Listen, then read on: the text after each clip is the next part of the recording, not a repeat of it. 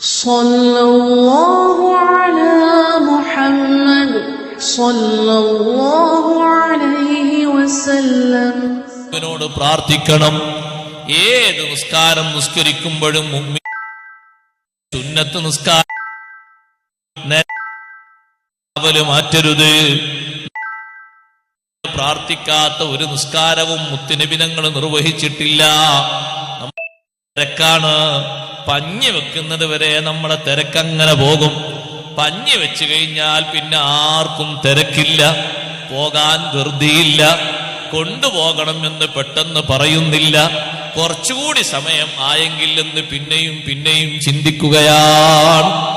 തിരക്ക് കൂട്ടരുത്. സുന്നത്ത് നിസ്കാരത്തിനും അല്ലാഹുമ്മ സ്വല്ലി അലാ സയ്യിദിനാ മുഹമ്മദിൻ വഅലാ ആലി സയ്യിദിനാ മുഹമ്മദിൻ എന്നെങ്കിലും സ്വലാത്ത് ചൊല്ലിയിട്ട്, പൂർണ്ണമായി ചൊല്ലുന്നില്ലെങ്കിൽ അത്രയെങ്കിലും ചൊല്ലിയിട്ട്, അല്ലാഹുമ്മ ഇന്നി അഊദു ബിക മിൻ അദാബിൽ ഖബ്രി വമിൻ അദാബിൻ നാർ വമിൻ ഫിത്നത്തിൽ മഹ്യാ വൽ മമാത്ത് വമിൻ ഫിത്നത്തിൽ മസീഹിദ് ദജ്ജാൽ.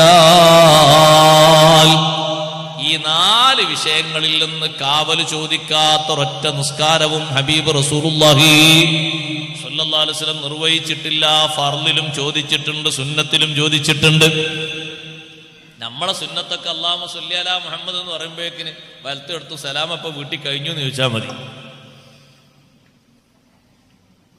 തറാവിയിലൊക്കെ ആ ദുആ തീർന്നാൽ പിന്നെ ഇമാമിന് ഇമാമത്ത് ചാൻസ് ഉണ്ടാവോ? സംശയ. എല്ലാ നിസ്കാരത്തിലും ദ്വാരക്കണം. സുന്നത്ത് നിസ്കാരത്തിലും ദ്വാരക്കണം. സുന്നത്ത് നിസ്കാരം എന്ന് പറഞ്ഞാൽ ആ സുന്നത്ത് നിസ്കാരത്തിൽ നെറ്റിങ്ങനെ തൊട്ട് തലോടിങ്ങനെ പോരാനുള്ളതല്ല. അതിലും ചൊല്ലണം കഴിവിൻ്റെ പരമാവധി തസ്ബീഹ്. ഇനി ഏറ്റവും ചുരുങ്ങിയതൊരു 3 ചൊല്ലണം. ഫർദ് നിസ്കാരത്തിൽ നല്ല സാവകാശം നെറ്റിയൊക്കെ വെച്ച് കയ്യൊക്കെ അമർത്തി കാലൊക്കെ അമർത്തി വെച്ച് തസ്ബീഹ് ഇല്ല ആൾക്ക്. സുന്നത്ത് നിസ്കാരത്തിൽ എന്താ ഒരു ഷോക്കേറ്റ് പോലെ. അതെന്താ നമുക്ക് മനസ്സിലാകുന്നത്?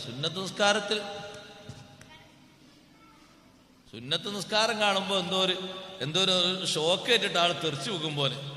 നെറ്റി വെച്ചോ വെച്ചില്ല എന്നുള്ള സംശയമാണ്. എടുത്ത് റുക്കുവിലേക്ക് തല താത്തിയോ ഇല്ലേ സംശയം. അപ്പോഴേക്കിന് പൊക്കി. എന്തിനാത്? അങ്ങനെ വേണ്ട.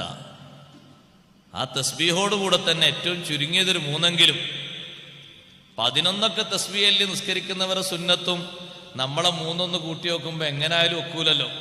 അപ്പൊ ഒരു 3 വേണ്ടേ നമുക്ക്? 11 തസ്ബീഹും ചൊല്ലിയിട്ട് സുന്നത്ത് നിസ്കരിക്കുന്ന ആൾക്കാരുണ്ട് മഹാന്മാരുടെ കൂട്ടത്തിൽ.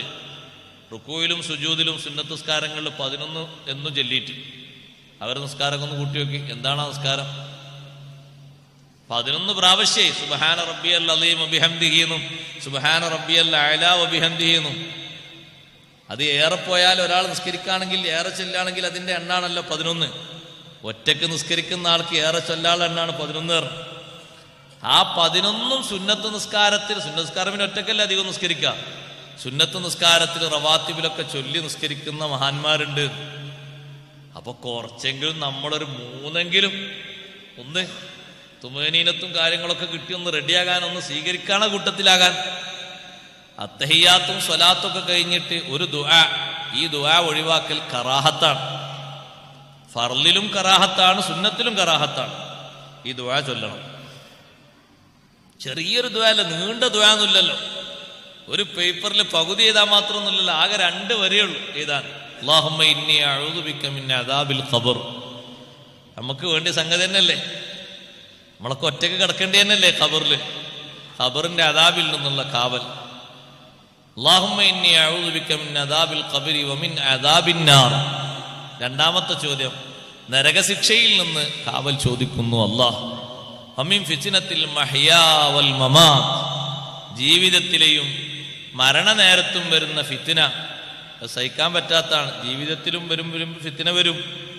ഈമാനും അമലൊക്കെ നഷ്ടപ്പെടുന്ന ഫിത്ന വന്നാ പോയില്ലേ മാർക്ക്. അങ്ങനത്തെ ഫിത്ന വരരുത്. മരിക്കണ നേരത്തും ഈമാൻ തെറ്റിപ്പോയിട്ടുള്ള ഫിത്ന വരരുത്. ഈമാനോടുകൂടി പോകണം.